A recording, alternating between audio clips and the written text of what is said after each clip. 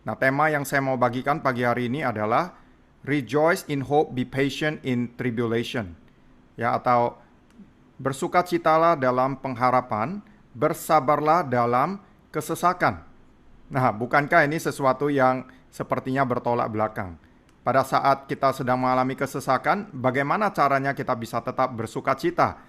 Bagaimana kita bisa tetap berharap di saat sepertinya semuanya tidak ada harapan? Nah, itulah yang akan kita simak pagi hari ini. Tapi sebelum itu, saya mau tunjukkan gambar ini. Apa yang Bapak, Ibu, saudara-saudari sekalian lihat? Apakah Anda melihat ada gambar dua ekor tikus, yang satunya tenggelam, yang satunya dikeluarkan dari dalam air? Nah, sebenarnya ini adalah bagian dari sebuah uji coba penelitian ilmiah yang dilakukan untuk melihat bagaimana tikus-tikus ini akan merespon terhadap situasi yang berbeda. Jadi di kontainer yang pertama yang Anda lihat di sini, tikus ini dimasukkan ke dalam air dan kemudian dibiarkan bergumul. Dan kemudian waktunya itu dicatat berapa lama tikus ini dapat bertahan di dalam air ini sebelum dia mati tenggelam. Ya, dan ternyata waktunya adalah 15 menit. Tikus ini lalu tenggelam dan kemudian mati. Nah, tikus yang kedua dimasukkan dalam sebuah kontainer dan dibiarkan bergumul sampai hampir tenggelam, kemudian dikeluarkan dari dalam air. Nah, setelah itu tikus ini dikasih kesempatan untuk istirahat sebentar dan dikeringkan, kemudian dimasukkan kembali ke dalam air. Dan hal ini dilakukan berulang kali. Nah, Bapak, Ibu, saudara-saudari sekalian, ada sesuatu yang sangat menarik yang terjadi. Di eksperimen yang kedua, saat tikus ini diberi kesempatan untuk beristirahat sebelum dia dimasukkan kembali, ternyata tikus yang kedua ini tidak meninggal dalam waktu 15 menit. Apakah Anda dapat menebak berapa lama tikus ini dapat bertahan hidup? 15 menit yang berikutnya, apakah bertambah setengah jam? Tidak. Rata-rata ketika mereka mengulang uji coba yang sama, mereka melihat bahwa tikus ini dapat bertahan selama lebih dari 40 sampai 60 jam. Nah, ini adalah sebuah fenomena yang sangat menarik.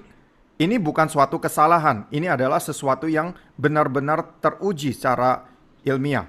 Dan kesimpulan yang diambil oleh para ilmuwan ini adalah ternyata tikus yang pertama tenggelam karena dia tahu bahwa tidak ada harapan lagi. Tidak ada yang akan pernah dapat mengeluarkan dia dari dalam air tersebut. Sedangkan apa yang terjadi pada tikus yang kedua, dia terus berjuang sekalipun dia bergumul, dia terus berjuang karena dia tahu bahwa saat dia sebelum tenggelam akan ada yang mengeluarkan dia dari dalam air. Dan itulah yang memberikan dia stamina yang lebih sehingga dia akan terus bergumul. Nah, ini adalah sesuatu yang sangat menarik. Karena kalau tikus saja, tikus yang sudah kecapean, yang hampir tenggelam, bisa bertahan sebegitu lamanya karena pengharapan. Bagaimana berbedanya hidup Anda dan saya, Bapak Ibu sekalian, jika kalau kita mempunyai harapan yang benar akan apa yang Tuhan dapat kerjakan dengan kehidupan kita. Nah, saya percaya selama 1,5 tahun ini, Anda pasti sudah banyak menerima berita-berita negatif. Mungkin setiap hari, ya kita hanya dipusingkan dengan yang namanya COVID-19. Tidak ada yang menyangka bahwa kalau virus ini akan bertahan sebegitu lamanya. Dan tentunya saja virus ini tidak hanya membahayakan kesehatan, tetapi juga mengakibatkan efek negatif yang merajalela di mana-mana di seluruh dunia. Ekonomi dunia amblas. Banyak orang yang kehilangan pekerjaan mereka. Bisnis-bisnis bangkrut, gulung tikar karena coronavirus. Banyak orang yang kehilangan nyawa mereka. Dan bahkan yang tidak kehilangan nyawa, tidak terhitung orang yang menderita melawan efek negatif daripada virus COVID-19 ini. Banyak orang yang mulai merasa putus asa. Mereka tidak dapat melihat sebuah masa depan yang cerah. Banyak orang yang tidak bisa melihat kalau ada titik terang di akhir daripada terowongan. Hanya kegelapan yang dapat mereka melihat. Dan bahkan di Malaysia ini ada berita di mana banyak anak-anak muda yang bahkan karena mereka sudah merasa putus harapan, mereka memilih untuk bunuh diri saja. Nah, jadi hari ini yang mau saya sampaikan adalah Bapak, Ibu, Saudara-saudari sekalian, bagaimana cara Anda memandang pandemi ini? Cara kita memandang pandemi ini akan menentukan bagaimana cara kita meresponinya. Dua orang yang berbeda dapat melihat situasi yang sama, tetapi melihat dengan cara yang sangat berbeda. Dan akhirnya dengan cara kita melihat sesuatu, itu akan menentukan bagaimana respon kita terhadap masalah tersebut. Nah, yang satu mungkin saja melihat hal yang sama dan merespon dengan negatif dan akibatnya berakibat pada kehancuran. Tetapi seorang yang lainnya melihat hal yang sama, krisis yang sama, masalah yang sama, tetapi dapat melihat kesempatan di balik masalah ini. Bahkan masalah atau krisis tersebut dapat menjadi batu loncatan untuk sesuatu yang jauh lebih baik di masa depan. Pertanyaannya, bagaimana cara kita memandang pandemi ini? Karena cara kita memandang akan menentukan bagaimana respon kita. Nah, Bapak, Ibu, Saudara-saudari sekalian, respon hati kita sangat penting. Respon yang benar di tengah krisis adalah kunci daripada penerobosan. Kalau kita kehilangan pengharapan di masa pandemi ini, maka kecillah kekuatan kita. Sedangkan kalau kita terus bersandar pada Tuhan, kalau kita meresponi situasi ini dengan kebenaran firman Tuhan, maka kita akan berkemenangan walaupun di tengah keterpurukan. Nah, ada beberapa alasan yang saya mau bagikan hari ini, mengapa kita harus senantiasa bersukacita dalam kesesakan. Ya, ini adalah firman Tuhan. Dalam Roma 12 ayat 12 dikatakan, bersukacitalah dalam pengharapan, sabarlah dalam kesesakan, dan bertekunlah dalam doa. Ya, jadi yang saya mau bagikan yang pertama adalah ini. Ini yang akan merupakan kunci penerobosan dari hidup kita. Yang pertama, Tuhan mengizinkan penderitaan. Nah, seberapa sering banyak orang yang cepat menyalahkan Tuhan di saat mereka sedang mengalami sesuatu yang tidak mengenakan dalam hidup. Saat kita mengalami penderitaan, saat kita sedang bergumul dengan masalah-masalah kita dalam kehidupan, sangat gampang bukan kita menuding jari kita pada Tuhan dan mengatakan, Tuhan, mengapa engkau membiarkan saya dalam keadaan seperti ini? Mengapa engkau mengizinkan hal ini terjadi pada saya? Mengapa anggota keluarga saya harus meninggal? Mengapa saya harus mengalami krisis ekonomi seperti ini? Mengapa orang ini harus menyakiti hati saya seperti ini? Mengapa hal ini atau peristiwa itu terjadi dalam kehidupan saya? Kalau Anda dapat menghentikannya, lalu mengapa Anda tidak melakukannya? Dan seringkali banyak orang yang menjadi kepahitan terhadap Tuhan pada saat-saat seperti itu. Tapi yang saya mau bagikan teman-teman adalah penderitaan tidak datang daripada Tuhan.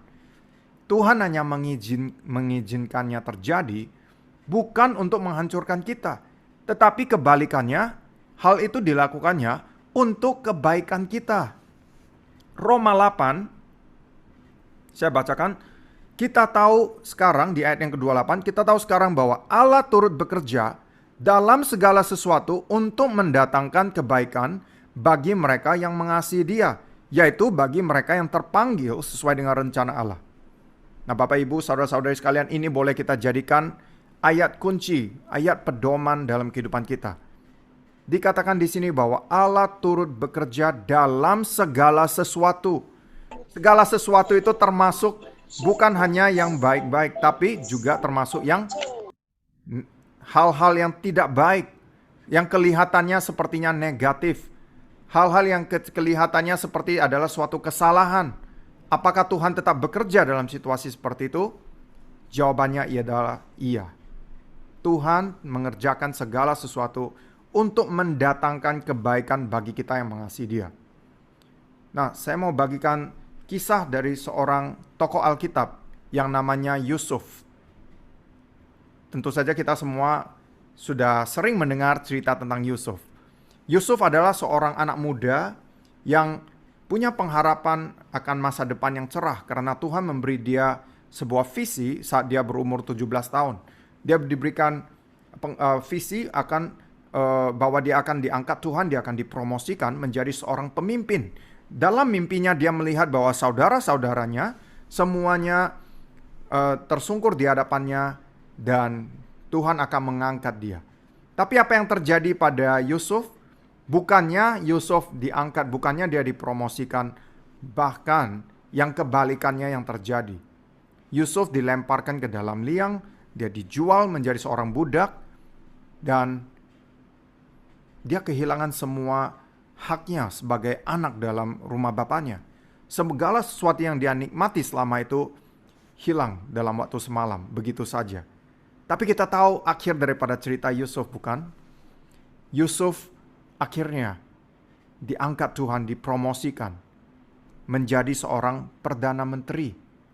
Nah, Bapak, Ibu, saudara-saudari sekalian, saya juga mau katakan hal yang sama. Saat Anda sedang mengalami masalah, mungkin Anda merasa Anda sama seperti Yusuf. Anda tidak melihat apa yang ada di masa depan. Yusuf harus melalui 11 tahun menjadi seorang budak dalam perbudakan sebelum dia kemudian diangkat Tuhan sewaktu dia ada di dalam rumah Potifar. Tetapi apa yang terjadi saat segala sesuatu kelihatannya sedang menanjak, kelihatannya sedang menjadi semakin baik, Yusuf kembali mengalami ujian yang berat. Kembali dia harus dilemparkan ke dalam liang. Ya, tante Potifar menggoda dan Yusuf karena dia berdiri terhadap kebenaran, kembali dia imannya diuji. Yusuf dilemparkan ke dalam penjara selama 2 tahun. Jadi 11 tahun dia menjadi seorang budak, 2 tahun dia dilemparkan dalam penjara, total 13 tahun yang harus dia jalani sebelum Tuhan kemudian mempromosikan dia di umur 30. Nah, pertanyaannya begini, apakah sewaktu Yusuf sedang menjalani proses penderitaan itu, apakah Yusuf tahu bahwa di umur 30 Tuhan akan mengangkat dia keluar dari penjara? Apakah dia tahu bahwa Tuhan akan mempromosikan dia menjadi orang nomor 2 paling penting di Mesir? Bahwa Tuhan akan memberikan dia pengaruh yang demikian besarnya di seluruh Mesir? Tentu saja tidak. Nah, kita tahu karena kita sudah membaca akhir cerita daripada Yusuf. Nah, sama seperti itu, saat ini mungkin ada daripada kita yang sedang ada dalam pergumulan. Kita tidak melihat apa akhir daripada cerita kehidupan kita. Tapi yang saya mau bagikan adalah akan ada sesuatu yang jauh lebih baik yang Tuhan sudah persiapkan untuk Anda dan saya. Amin. Walaupun kita tidak tahu apa yang ada di masa depan kita, tapi kita tahu bahwa Tuhan kita sudah ada di masa depan kita dan Dia menyediakan yang terbaik untuk kita. Itulah sebabnya dikatakan bahwa segala sesuatu mendatangkan kebaikan. Tuhan sedang memproses kita saat kita sedang menjalani penderitaan. Yakobus 1 ayat 2-4 mengatakan demikian. Saudara-saudaraku, anggaplah sebagai suatu kebahagiaan apabila kamu jatuh ke dalam berbagai-bagai pencobaan. Sebab kamu tahu bahwa ujian terhadap imanmu itu menghasilkan ketekunan. Dan biarkanlah ketekunanmu itu memperoleh buah yang matang, supaya kamu menjadi sempurna dan utuh dan tak kekurangan suatu apapun. Bagaimana mungkin kesengsaraan adalah suatu bentuk kebahagiaan? Tapi firman Tuhan mengatakan, saat kita melalui masa kesesakan, masa penderitaan, sebenarnya kita sedang menjalani ujian kehidupan. Karakter kita tidak dapat dibentuk kalau kita tidak rela untuk diuji. Karakter kita dibentuk saat kita menjalani masa-masa kesukaran. Inilah yang nantinya akan menghasilkan buah yang matang dalam kehidupan kita. Nah, saudara-saudari sekalian, saya mau bagikan. Saat mama saya meninggal, dia hanya berusia 53 tahun. Saat itu saya hanya berusia 23 tahun. Dan kita semua benar-benar terpukul dengan kepergian dari mama saya. Karena saat itu kita semua beriman bahwa Tuhan akan menyembuhkan dia. Tapi akhirnya mama saya meninggal di usia 53 karena kanker rahim. Nah, sudah banyak hamba-hamba Tuhan yang terkenal. Karena papa saya juga ada seorang pendeta. Dia juga koordinator gereja. Jadi dia mendatangkan banyak pendeta, banyak hamba-hamba Tuhan yang punya iman yang luar biasa, yang mendoakan mama saya. Kita sudah mencoba segala sesuatu. Kita sudah mencoba untuk berdoa 40 hari. Kita berpuasa, kita berdoa sungguh-sungguh untuk kesembuhan mama saya. Tapi pada akhirnya Tuhan tetap mengambil mama saya dan dia harus dia harus pulang ke rumah Bapa. Pada saat itu iman kita diuji. Apakah kita tak percaya kepada Tuhan bahwa Dia adalah Tuhan yang baik? Atau apakah waktu itu kita memilih untuk kepahitan terhadap Tuhan? Di saat Anda mengalami ujian kehidupan, di saat itulah masa penentuan. Pilihan seperti apa yang akan kita ambil? Tuhan itu baik. Pada saat mama saya meninggal, malam yang sama, mentor rohani saya, Pastor Tang, yang juga melayani di China selama 20-an tahun, kebetulan dia yang jadwal khotbah di gereja kami hari Minggu itu. Dan malam itu dia menginap di rumah kami, dan dia mengatakan demikian kepada saya. Dan ini menjadi salah satu U-turn moment, salah satu titik balik dalam kehidupan saya. Dia mengatakan, Nelson, walaupun kamu merasa bahwa 53 adalah usia yang sangat muda, di mana mama kamu harus balik ke rumah Bapa, tapi dibanding dengan kekekalan, maka umur 53 dibanding dengan 103 itu sama seperti satu titik dibandingkan dengan kekekalan. Yang pada saat itu saya mengerti prinsip kekekalan itu seperti apa. Dan kemudian yang mengatakan seperti itu, bukan seberapa panjang masa hidup kita di dunia ini, tapi kualitas hidup kita itulah yang berharga di mata Tuhan. Mungkin saja kita hidup sampai umur 70-80 tahun. Tapi kalau kita hidup untuk diri kita sendiri, kalau kita hidup untuk hal-hal yang fana, kita hidup untuk dunia ini, maka tidak ada gunanya kita hidup lebih lama lagi di dunia ini. Tapi kebalikannya juga benar. Kalau kita hidup secara maksimal, walaupun kita hanya hidup selama 40 tahun, 50 tahun di dunia ini, kalau hidup kita maksimal melayani Tuhan, kita setia dengan apa yang Tuhan sudah panggil untuk kita kerjakan, maka itu bukanlah hidup yang sia-sia. Walaupun kita hidup 50 tahun, 100 tahun, itu adalah satu titik dibanding dengan kekekalan. Bagaimana Bapak, Ibu, Saudara-saudari sekalian, kita akan memakai waktu yang sedemikian singkat hidup kita di dunia ini untuk sesuatu yang punya nilai kekal? Apa yang kita lakukan di titik ini akan menentukan bagaimana kehidupan kita dalam kekekalan. Poin saya yang kedua adalah ini. Mengucap syukurlah dalam segala keadaan. Janganlah kita menumbuhkan akar pahit ketika kita sedang ada dalam kesesakan. Inilah saatnya ketika Tuhan sedang membentuk karaktermu. Saya bersyukur pada waktu itu. Ketika saya sudah mengerti prinsip kekekalan, saya tidak memilih untuk kepahitan terhadap Tuhan. Hari ini, karena apa yang telah terjadi, saya dapat berempati dengan orang-orang yang kehilangan saudara-saudarinya, orang-orang dekatnya. Dan masa-masa ini bukankah banyak teman-teman, family, kerabat kita yang harus meninggal dunia karena COVID. Nah, kalau kita tidak pernah punya pengalaman, atau kita tidak pernah mengalami kejadian yang serupa, bagaimana kita dapat melayani orang yang seperti itu? Saya bersyukur karena saya sudah mengalami kemenangan dalam daerah ini. Saya sudah mengerti tentang prinsip kekekalan. Saya dapat menjadi berkat. Saya dapat melayani orang-orang yang mengalami hal yang sama. Kalau kita menumbuhkan akar pahit di masa penderitaan, kita tidak akan mendapatkan buah-buah yang manis nantinya. 1 Tesalonika 5 ayat 18 mengatakan demikian. Mengucap syukurlah dalam segala hal, sebab itulah yang dikehendaki Allah di dalam Kristus Yesus bagi kamu. Nah, Bapak Ibu, gampang sekali untuk kita mengucap syukur saat semuanya baik-baik saja. Saat finansial kita semuanya baik, saat semua anggota keluarga sehat-sehat saja, saat tidak ada masalah dalam hubungan kita satu dengan yang lain. Mungkin tidak susah untuk kita mengucap syukur, tapi tantangannya adalah bagaimana cara kita mengucap syukur saat situasinya, kelihatannya tidak ada pengharapan.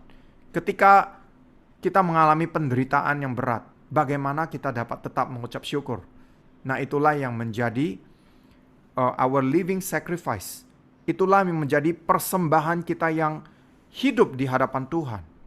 Saat kita mengalami hal yang tidak enak, apakah kita dapat mempersembahkan korban ucapan syukur kita? Itulah yang menentukan apakah Anda akan mengalami penerobosan atau tidak. Dan firman Tuhan dengan jelas mengatakan, itulah yang dikehendaki Allah di dalam Kristus Yesus bagi kamu. Karena Allah mau kita tetap beriman pada Dia. Allah mau kita tetap menaruh pengharapan kita padanya. Apa yang sedang kita alami ini akan menjadi sesuatu yang baik. Bukan hanya itu, tapi kita beriman pada Allah yang tahu apa yang sedang Dia lakukan. Dan mungkin apa yang terjadi dalam hidup kita tidak sesuai dengan apa yang kita harapkan. Tapi itulah iman, kita percaya penuh pada Tuhan. Bahwa Dialah yang tetap pegang kendali apapun yang terjadi dalam hidup kita. Bahwa Dia akan menjadikannya sesuatu yang indah. Mungkin apa yang terjadi tidak sesuai dengan harapan kita. Tapi kita harus tetap berharap kepada Tuhan yang sudah ada di masa depan kita. Nah, saya mau Anda lihat gambar ini. Dan Anda lihat ada akar yang begitu dalam yang menentukan apakah pohon ini dapat berbuah lebat atau tidak. Karena akarlah yang menentukan buah dalam kehidupan kita. Yusuf harus mengalami 13 tahun dilemparkan ke dalam liang perbudakan. Dia harus dilemparkan dalam liang penjara supaya di saat ini karakternya dapat dibentuk. Kalau Yusuf dipromosikan di usia 17 tahun, maka itu akan mengakibatkan kehancuran dalam kehidupannya. Karena Yusuf di usia 17 tidak siap untuk menjadi pemimpin sebuah negara.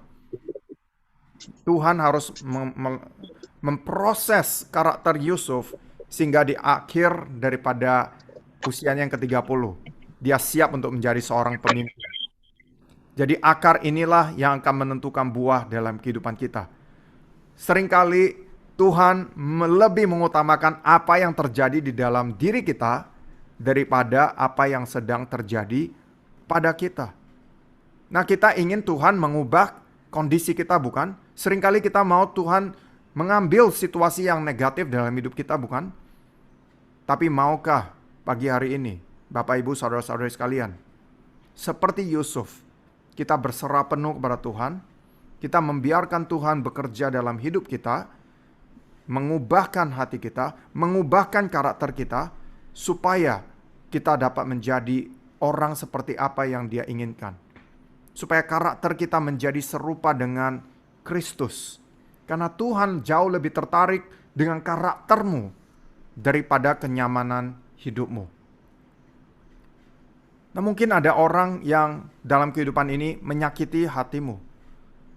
Saya ingat pada suatu saat di tahun 2007.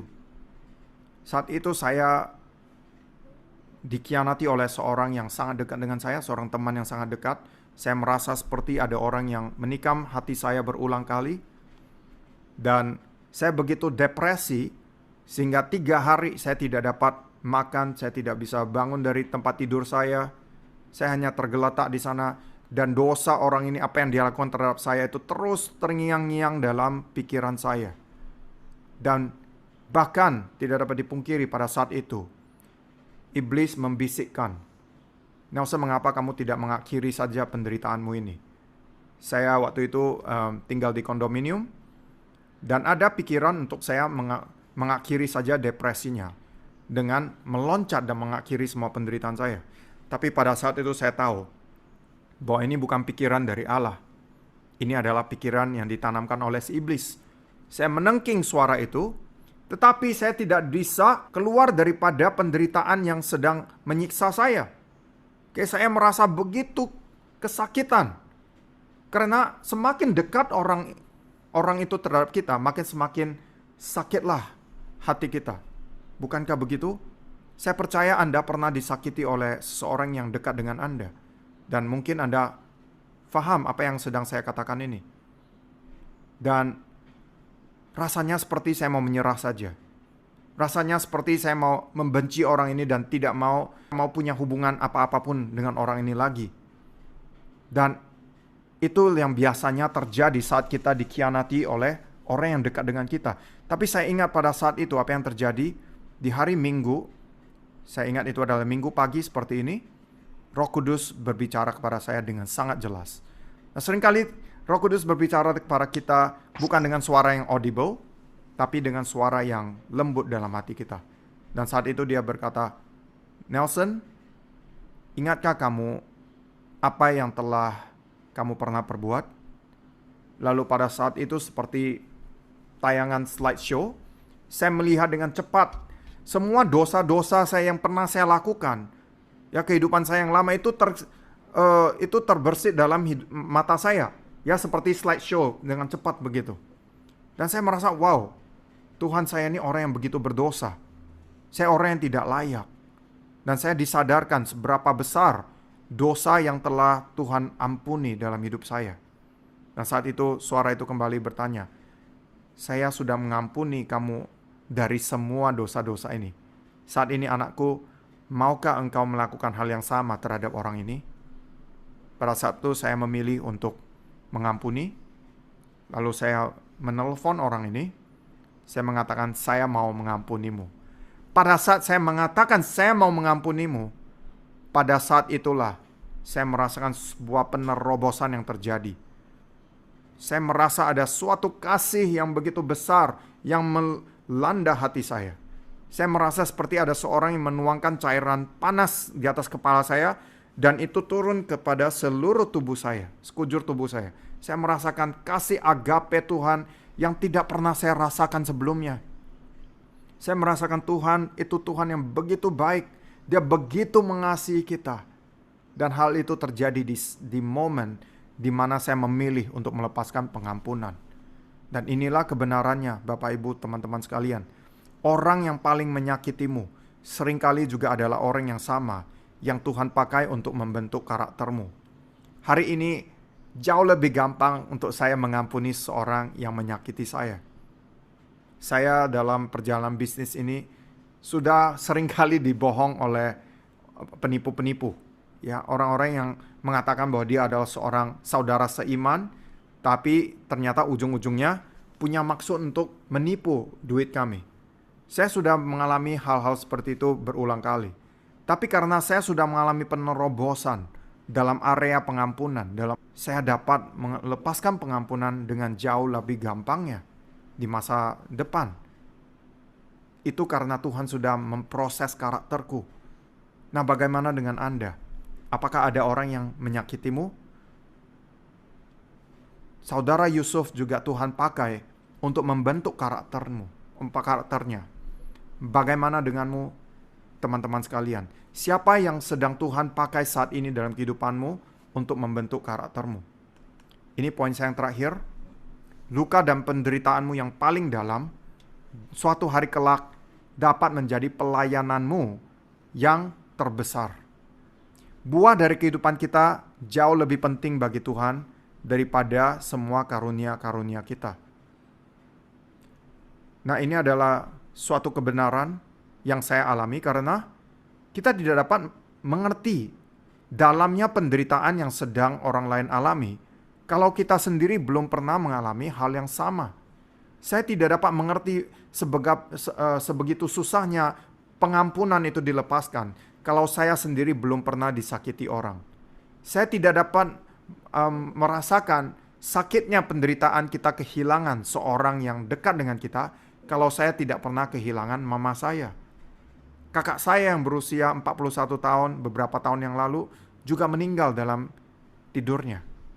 Dan karena itu hari ini saya dapat berempati dengan orang-orang yang mengalami masalah yang serupa. Saya dapat melayani mereka. Dan kata-kata saya itu berbobot karena saya sudah pernah mengalami. Nah, penderitaan apa? Kesukaran apa yang sudah pernah Anda alami? Apakah Anda siap untuk menyerahkannya kepada Tuhan? Karena Tuhan dapat memakai penderitaan itu menjadi alatnya untuk membebaskan orang-orang yang lain. Kesakitanmu yang paling dalam itu dapat menjadi penerobosan yang terbesar untuk orang lain.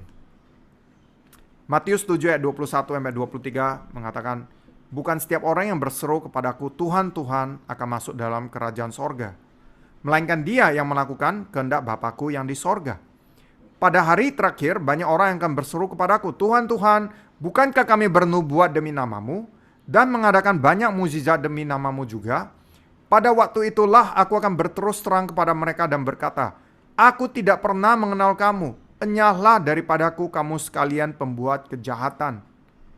Ini adalah mungkin satu ayat yang paling mengerikan di dalam seluruh firman Tuhan. Ini adalah orang-orang yang mengaku dirinya Kristen. Mereka berdiri di hadapan Tuhan Yesus dan berseru kepadanya, Tuhan, Tuhan. Ini bukan orang dari agama lain. Tapi Yesus mengatakan kepada mereka, enyahlah daripadaku, aku tidak pernah mengenal kamu. Wow.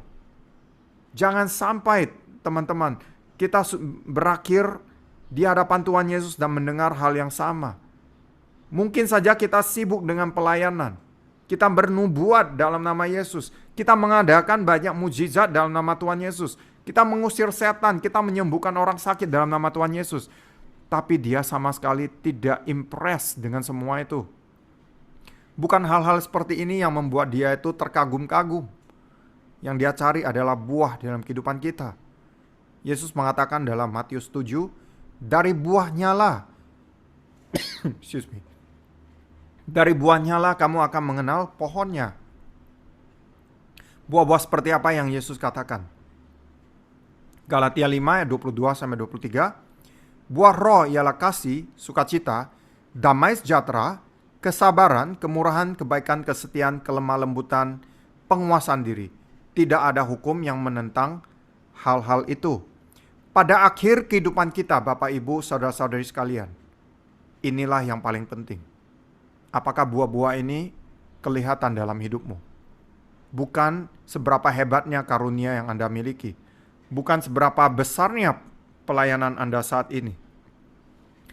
Yang Tuhan cari adalah buahnya, bukan karunianya. Karunia itu datangnya daripada Tuhan. Itu pemberian daripada Tuhan. Yang dia cari adalah buah kehidupan kita. Jadi saya akan mengakhiri sharing saya pagi hari ini. Apakah yang sedang Anda alami, pergumulan seperti apa? Jangan menyerah Bapak, Ibu, saudara-saudari sekalian. Meskipun manusia lahiriah kami semakin merosot, manusia batinnya kami dibaharui dari sehari ke sehari. 2 Korintus 4 ayat 16. Hidup kita ini sangat singkat. Tadi kita sudah bahas, hidup kita di dunia ini seperti satu titik dibanding dengan garis yang tidak ada ujungnya. Kekekalan itu sangatlah panjang. Apa yang kita lakukan dalam waktu yang singkat di titik yang namanya kehidupan ini akan menentukan bagaimana cara kita hidup di kekekalan untuk selama-lamanya. Jadi jangan menyerah, Bapak Ibu. Kalau saat ini Tuhan sedang proses Anda, ketahuilah itu adalah untuk kebaikanmu. Ketahuilah bahwa Tuhan melakukannya karena Dia punya suatu masa depan yang jauh lebih indah untuk Anda dan saya. 1 Korintus 15 ayat 58. Karena itu saudara-saudaraku yang kekasih, berdirilah teguh, jangan goyah, dan giatlah selalu dalam pekerjaan Tuhan. Sebab kamu tahu bahwa dalam persekutuan dengan Tuhan, jerih payahmu tidak sia-sia. Nah, kalau kita memilih untuk kepahitan, maka kita tidak bisa maksimal dalam hidup ini. Kita tidak bisa maksimal dalam melayani Tuhan. Marilah, sekalipun kita sedang mengalami hal yang tidak enak, masa kesukaran, marilah kita tetap setia dalam melayani Tuhan di saat-saat pandemi ini. Kalau kita terus berfokus pada masalah kita terus berfokus pada diri kita sendiri, maka kita akan lupa bahwa banyak orang-orang di sekitar kita yang telah Tuhan taruh untuk dapat kita layani. Kalau kita terus melayani Tuhan dengan setia, kita akan melihat bahwa saat kita melayani orang-orang di sekitar kita, di saat itulah kasih karunia Tuhan akan mengalir lewat kita, menjamah orang itu, dan kesembuhan kita pribadi juga akan terjadi pada saat yang sama.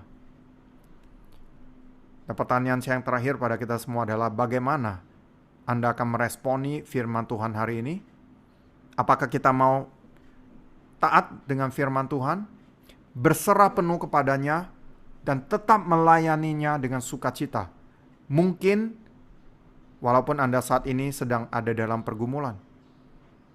Karena Allah tidak akan menyia-nyiakan penderitaan yang sedang engkau alami jika engkau mau menyerahkan sepenuhnya kepadanya. Mari kita berdoa. Bapa yang kami sembah di dalam nama Tuhan Yesus, terima kasih Tuhan untuk firman hari ini. Kami sudah belajar Tuhan bahwa Engkau Allah yang setia. Engkau adalah Allah yang tetap pegang kendali. Sekalipun kelihatannya semuanya serba gelap dan tidak ada pengharapan. Tapi Tuhan, pagi hari ini kami mau menyerahkan semua pergumulan hidup kita kepadamu. Kita mau tetap percaya dan berharap kepadamu. Sama seperti Yusuf Tuhan. Dia merespon dengan benar. Walaupun semuanya kelihatannya tidak ada jalan keluar, tapi dia tetap percaya penuh kepadamu. Karena Tuhan, Engkau sudah ada di masa depannya dan Engkau tahu apa yang terbaik baginya. Dan sama seperti Yusuf, kami mau belajar. Pagi hari ini kami mau Tuhan menyerahkan semua penderitaan kami, semua sakit yang kami alami, semua pergumulan yang sedang kami alami ke dalam tangan-Mu. Biarlah Tuhan Engkau memproses karakter kami, supaya kami boleh muncul murni seperti emas Tuhan. Kami rela untuk Engkau bentuk, kami rela Tuhan dipakai sebagai alat kerajaan-Mu untuk menjadi berkat buat lebih banyak orang lagi. Ajarlah kami Roh Kudus, supaya kami tidak terus berfokus pada diri kami sendiri, pada masalah kami sendiri saja. Tapi kami boleh mulai melihat siapa orang-orang di sekitar kita yang sedang mengalami pergumulan, yang sedang mengalami penderitaan yang sama. Dan kita mengalihkan fokus kami dari diri kami kepada orang tersebut. Dan dengan kasih yang telah kami terima daripadamu, kami dapat mengasihi orang itu. Kami dapat Tuhan menunjukkan kasih agape daripadamu, kasih yang tidak bersyarat. Terima kasih Tuhan. Doa saya kepada saudara-saudariku semua di tempat ini, apapun pergumulan hidup kita, baik itu dalam masalah hubungan, baik itu dalam masalah keuangan, ataupun dalam masalah kesehatan, Tuhan, biarlah Engkau sendiri Tuhan yang menunjukkan kepada mereka jalan keluarnya.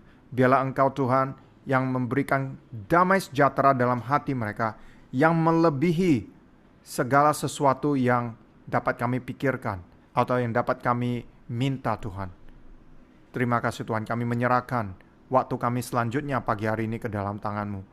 Di dalam nama Yesus kami berdoa dan mengucapkan syukur. Amin.